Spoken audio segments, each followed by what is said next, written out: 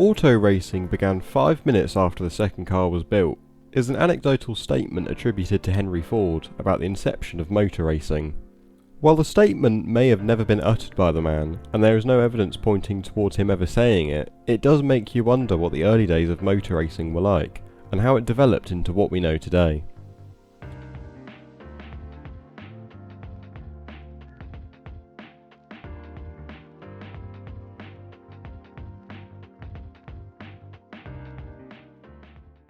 The first ever competition for cars was held on July 22nd, 1894. It saw competitors race from Paris to Rouen in France, a city 126 kilometres north of Paris. While each car wasn't directly racing alongside each other jostling for position, it was a reliability trial to demonstrate which manufacturer had superior technology. The car that crossed the finish line first was Jules Albert de Dion, in a steam-powered car he built himself. While finishing first, he wasn't classified as first due to his car being more difficult to run than the others, requiring an extra person to man the boiler. This handed the victory to the Peugeot driven by Albert Lemaître. Moving forwards a year, the event was held again with the rules changed slightly. While the previous year's Paris to Rouen race wasn't actually a race, more of a concourse, this year's event would be officially dubbed as a race. This time it was from Paris to Bordeaux and back to Paris. The person to cross the finish line in first was Émile Levasseur, but due to his car being a two-seater and not a four-seater, he was ineligible to win the grand prize, which was eventually handed to Paul Coquelin in his Peugeot, who had finished 11 hours behind Levasseur. This result and the previous year's result sparked outrage, causing them to reconsider this format for the 1896 race. In 1896, they rejigged the format of the race so that the car that crossed the finish line in first would be crowned as first, as opposed to the judging criteria from the previous years. They had also changed the location for a third year in a row, running the race from Paris to Marseille and back to Paris. The race proved to be a big success and the format was solidified, thus inventing what we know now as motor racing. Over the next 10 years, many events were held, all following a similar format. A city-to-city race, with the first to cross the finish line being deemed the winner. For many of the events, the focal point of the entries was split between petrol cars, electric cars and steam. Ironically, similar to what we see now in series such as the World Rallycross.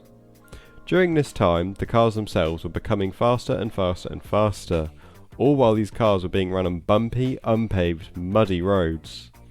For reference, the land speed records for cars at that time in 10 years went from being just 39 miles per hour to over 120 miles an hour. This was becoming increasingly dangerous and people were starting to shy away from the idea of the car, as people were dying in these death traps and they simply weren't safe, which discouraged people to buy the new contraptions. This led many governments around the world restricting the maximum speed of these cars, as to avoid any unnecessary deaths from driving. In the UK, we received the Motor Car Act of 1903, which paved the way for many modern driving laws we know today, such as introducing penalties for people who are deemed to have been driving dangerously, the mandatory registration of all motor cars that are to be driven on the road, and the most important ruling, the maximum speed limit on all public highways at 20 miles an hour. While these changes were welcomed by most, there were still some people who disapproved of these new laws.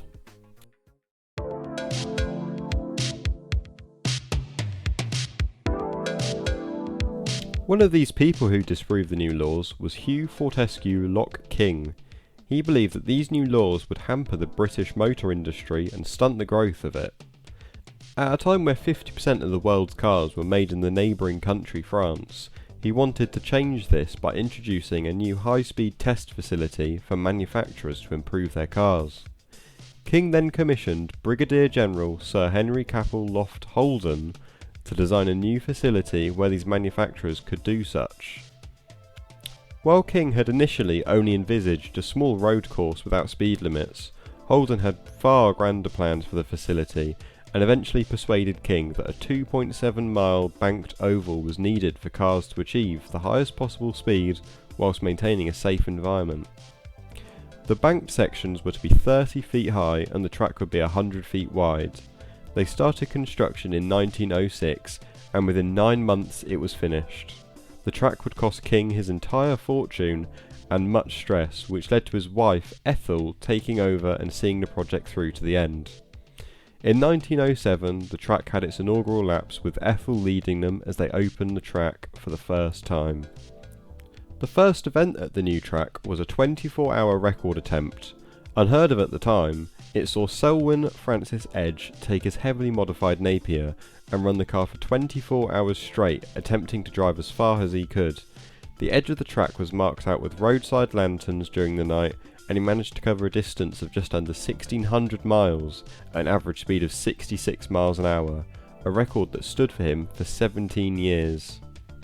The following weekend, the first official motor race was held, called a Motor Ascot by journalists. It was a huge unknown at the time, with no rules to follow. Loads of cues were taken from horse racing. As the cars assembled in the paddock, the cars were weighed by the clerk of the scales, and the drivers had to identify themselves by wearing coloured garments like jockeys on a horse.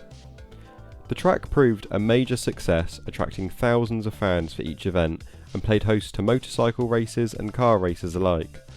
While the racetrack was leading a new industry in the motor racing world, it was also leading another, being a testbed for many early aeronautical pioneers.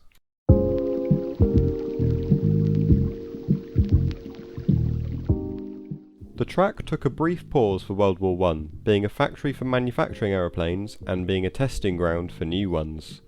Brooklands then returned to racing in 1920 after extensive refurbishing from the military use. The track once again played host to many motor races organised by the BARC, the Brooklands Automobile Racing Club. Many famous characters such as Malcolm Campbell made a name for themselves racing at Brooklands. In 1926, the first ever British Grand Prix was held at Brooklands. Following the success of British driver Henry Seagrave abroad, the track played host to the 1926 and 1927 British Grand Prix, with both races being won by Delahaye's. One driven by Robert Seneschal and Louis Wagner, winning the 1926 rendition, and Robert Benoist, winning the 1927 rendition. Another pivotal creation hailing from Brooklands is the BRDC, created to be an elite club for the best drivers in the country. They also hosted races of their own, hosting an Indy 500 style 500-mile race called the very imaginative 500-mile race of 1929, with the aim of becoming the fastest long-distance race on Earth. The other famous event created by the BRDC was the British Empire Trophy, which would take many forms throughout the years, being held on multiple tracks with many different disciplines of cars, from Formula 1 to sports cars, with the last version of this race taking place in 2006 after 44 goes. Motor racing continued on much as normal around the larger circuit during the interwar period, attracting larger crowds and the track improving the facilities to stay on top of the growing numbers. Unfortunately, in 1939, with the outbreak of the Second World War, due to the secondary use of the track as an airfield, it was commandeered by the government for aircraft manufacturing and testing. Come the end of the war, people were hoping for the track to return to motor racing, but due to bombs having been exploded all over the track and trees being planted all over the track, and the amount of new hangars and buildings, it wasn't considered viable to turn it back into a racetrack. The track was given back to the shareholders, who then promptly sold it on to the aerospace industry, marking an end to all motor racing at the first racetrack in the world. While Brooklands was only a racetrack for 30 years, it was undeniably one of the most influential projects which helped launch motor racing into the wider world, paving the way for more facilities to be built, such as Monza, Donington, and Indianapolis, just to name a few. While it's hard to believe that modern racetracks started from such archaic beginnings, it's the lessons learnt from Brooklands that have built all modern racetracks to this day.